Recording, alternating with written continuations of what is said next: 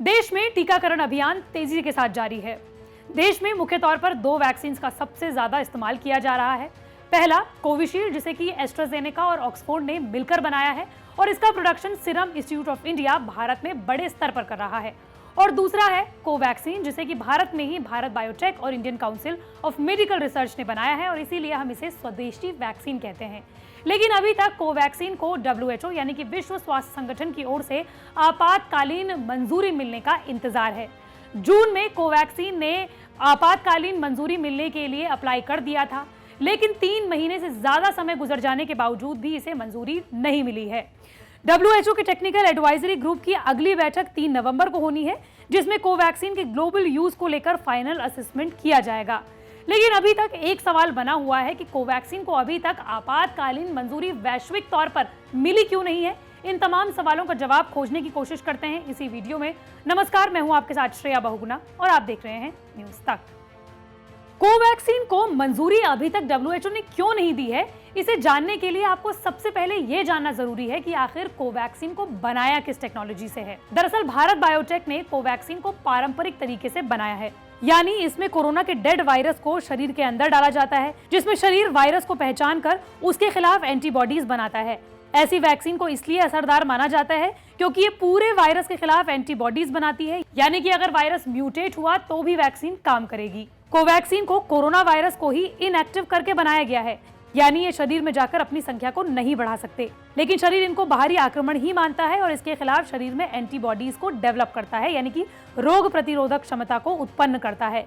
कहा जाता है कि इनएक्टिवेटेड वायरस वैक्सीन से कोई बीमारी का खतरा नहीं होता है।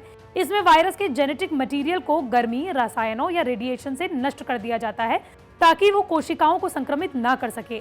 ऐसे में शरीर में डेवलप हुए एंटीबॉडीज में असली कोरोना जब अटैक करता है तो शरीर बच जाता है। लेकिन फिर सवाल ये उठता है कि भारत की बनी हुई स्वदेशी कोवैक्सीन, जिसे कि प्रधानमंत्री नरेंद्र मोदी ने भी लगाया है, उसे WHO ने अभी तक आपातकालीन मंजूरी दी क्यों नहीं है।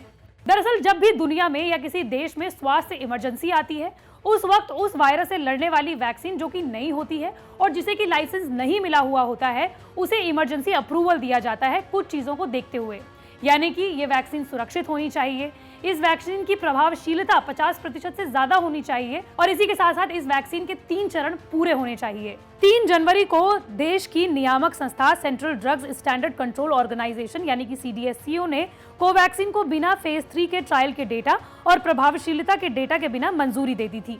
लेकिन WHO में आपातकालीन मंजूरी लेने के लिए किसी भी वैक्सीन कंपनी के पास फेज 3 का डेटा देना जरूरी होता है, जो कि कोवैक्सीन ने बहुत अंत में दी। कोवैक्सीन को WHO से अभी तक मंजूरी न मिलने की वजह से इसे बाहर के देशों में भेजने में भी दिक्कतों का सामना करना पड़ रहा है। इसलिए 19 अप्रैल को कोवैक्सीन को बनाने वाली कंपनी भारत बायोटेक ने इसके इमरजेंसी अप्रूवल के लिए WHO में 90% डेटा सबमिट कर दिया था। हालांकि WHO ने कहा कि उसे तब तक इमरजेंसी अप्रूवल नहीं मिल सकता जब तक कि भारत बायोटेक कोवैक्सीन की 100% डेटा सबमिट नहीं करता। 23 जून के आसपास कंपनी ने पूरा डेटा सबमिट कर दिया। जुलाई में WHO की रिव्यू कमेटी ने इसकी मंजूरी के लिए एक समिति बनाई, लेकिन 3 महीने गुजरने के बावजूद भी अभी तक कोवैक्सीन को मंजूरी नहीं मिली है। हालांकि Indian council of medical research और भारत बायोटेक ये कह रहे हैं कि ये सिर्फ एक प्रोसीजरल डिले है, यानी कि सिर्फ प्रोसीजर की वजह से इसे देरी हो रही है, लेकिन वजह शायद कुछ और है। ICMR और भारत बायोटेक ये बार-बार कह रहे हैं कि वैक्सीन की सुरक्षा और प्रभावशीलता पर दर्जनों डेटा पब्लिश हो चुके हैं, जिसे WHO मान भी रहा है, लेकिन WHO को अभी भी वैक्सीन की मैन्युफैक्चरिंग और तीसरे चरण के क्लिनिकल डेटा का इंतजार है। लेकिन क्या आप जानते हैं कि भारत बायोटेक की डायरिया, टाइफाइड और पोलियो की 3 वैक्सीन को WHO की ओर से आपातकालीन मंजूरी मिल चुकी है, तो फिर कोवैक्सीन को लेकर देरी क्यों? दरअसल इसी वीडियो के शुरुआत में हमने आपको बताया था कि कोवैक्सीन को इनएक्टिवेटेड वायरस के जरिए बनाया गया है और WHO को शायद इसी के तरीके से कुछ दिक्कतें हैं। इसकी सबसे बड़ी वजह यह है कि मार्च में ब्राजील की हेल्थ एजेंसी ने भी भारत बायोटेक की वैक्सीन पर कहा था कि कंपनी ने वैक्सीन में प्रयोग होने वाली इनएक्टिवेटेड वैक्सीन को पूरी तरह से सुरक्षित करने वाले कुछ स्टेप्स को छोड़ा है। साथ ही कंपनी ने अभी तक ये सिद्ध नहीं किया है कि वैक्सीन में इस्तेमाल होने वाले वायरस शरीर में जाकर एक्टिव नहीं होंगे। दरअसल 1955 में जब पूरे विश्व में पोलियो बहुत जबरदस्त तरीके से फैला था, उस वक्त भी कुछ ऐसा ही हुआ था। अमेरिका की एक कंपनी थी कटर लैबोरेटरीज, उसने पोलियो को लेकर एक इनएक्टिवेटेड वैक्सीन बनाई थी, लेकिन जब ये वैक्सीन बच्चों को दी गई उस वक्त 40,000 बच्चों को माइल्ड पोलियो हो गया, 164 बच्चों को पैरालिसिस हो गया और 10 बच्चों की इस वैक्सीन की वजह से मौत हो गई। और यही वजह है कि WHO चाहता है कि कोवैक्सीन को जिस तरीके से बनाया गया है उस तरीके के हर स्टेप को अच्छी तरीके से समझकर, पढ़कर, उसके डेटा को देखकर ही कोवैक्सीन को आपातकालीन मंजूरी दे दी जाए।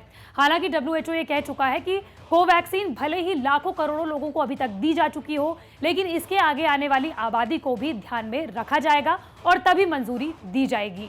मंडे टू फ्राइडे में इसी तरह के वीडियो आप तक लाती रहूंगी। अगर आप भी किसी टॉपिक के बारे में जानना चाहते हैं तो कमेंट बॉक्स पर जरूर बताएं।